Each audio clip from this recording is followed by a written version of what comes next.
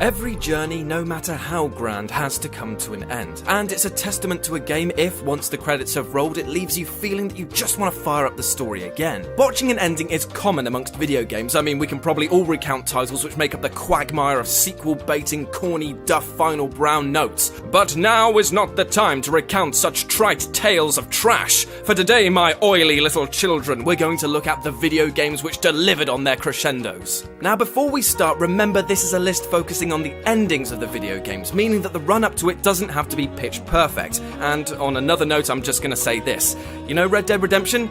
Well, it's not on the list, but only because I've spoken about these last moments more than I've had raw dog sex sessions with your dad. With this in mind, I'm the Southwest Savage Jules from WhatCulture.com here with a list of 10 of the best video game endings. Number 10. Journey. Journey is just simply a beautiful game. Simple, powerful, and innovative in every aspect of its creation. It takes players through a smorgasbord of environments which will, unless your heart is made out of stone, stand a real chance of moving you. The plot is on paper about as thin as my hairline. An unnamed traveller sets on a pilgrimage to reach the top of a glowing mountain. But along the way you'll meet other journeymen and through the power of online gaming venture together, communicating only in musical notes. Which is great because it means that racist or homophobic ranters have to be quite creative. In fact, it's the music which makes this title. As you ascend the final portion of the game after believing yourself to have been frozen to death, the swell of symphonic notes creates an otherworldly experience like no other. A truly powerful moment in gaming. Number 9. Portal 2. The original Portal threw down the gauntlet for other titles, offering up a witty story, challenging puzzles, and truly lovable villain. Portal 2 then came along, picked up this metal arm sleeve, deemed it nowhere near heavy or gaudy enough, and replaced it with Thanos' Infinity Gauntlet. Tortured metaphors aside, the writing of Portal 2 makes my heart ache with how charming it is. The content overall is funnier and the story deeper. We learn more about GLaDOS and the hilarious Cave Johnson and are introduced to the idiotic Wheatley who becomes our rival throughout the narrative. The ending of this game, however, is nearly perfect, allowing us to shoot a portal onto the surface of the moon itself. It's hilarious, makes the player feel smart for thinking of it, and just leaves you with the impression that this game is goddamn outstanding.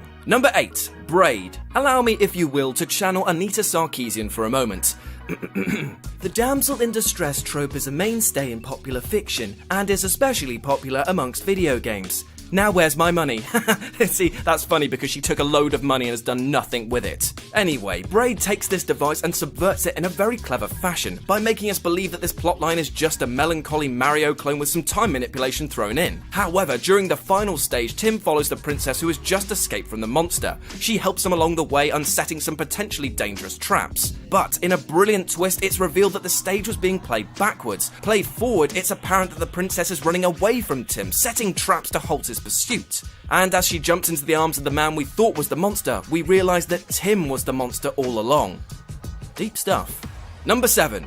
Halo Combat Evolved. To show that not all endings need to be monolithic in terms of emotion or depth, Halo Combat Evolved offered players one of the most exhilarating ends to a video game as they try to escape the collapsing titular superstructure in the driving seat of the ever-slippery Warthog. To get to this driving section, players have to go through a mountain of Covenant and Flood hordes in a level which seems purpose-designed to push gamers to their limits. But once you buckle up and put the pedal down, it's an adrenaline-fueled sprint to the finish. Weaving through structures and flying over jumps means that by the end of this mad dash, you're left with frayed nerves, scorched retinas, and a heart rate that doctors would label, "Holy shit, he's having a heart attack!" Number 6. The Walking Dead. Choice and consequence. No, not just the names of my testicles, but the backbone of Telltale's The Walking Dead video game. Throughout the episodic series, you'll make tons of little choices that end up affecting a lot more than just a line of dialogue. The relationship between Clem and Lee is a slow burner, but by the end of their run together, you'll feel these two share a real and, more importantly, believable familial bond. Then it happens. Lee is turned into Monster Munch and the poor little cap-happy kid has to make the awful choice. Leave your pseudo-father to turn, or put a bullet into his skull. The irony is not lost on the fact that Lee is the person to teach Clem to use a gun in the first place, nor is the impact when you finally make your choice. It's a beautifully sad ending to a really compelling narrative, and marks significant character development for Clem as she embarks on her next journey alone. Number 5. Doom. Okay, I know I'm meant to be looking for games with super deep narratives and but you get to fight a giant brain spider and then blast off its cortex with a big gun! Come on, what more do you want from an end of a game? Number 4. Metal Gear Solid 3 Snake Eater. Ooh, boy, was the end of this serpent-based story intense. Though Boss and Snake have faced off many times throughout the game, Snake is just unable to kill the Boss. Not just because she's a stronger warrior, but because he loves and respects her. However, he knows that if he lets her live this time, the Soviets will declare war on the United States. Their final battle takes place in a field of white flowers where Snake Eater quietly begins to play, and it complements this scene perfectly. Any other day, Snake would die for the Boss, but here, she has to die for him. Then Snake learns that the Boss never betrayed her country. She allowed herself to be killed by Snake to spare the world from nuclear war. Later, he visits his hero's unmarked grave and sheds a manly tear. In this moment, Big Boss silently swears off his allegiance to any government, and the infamous terrorist is born. Number 3. The Witcher 3 Wild Hunt.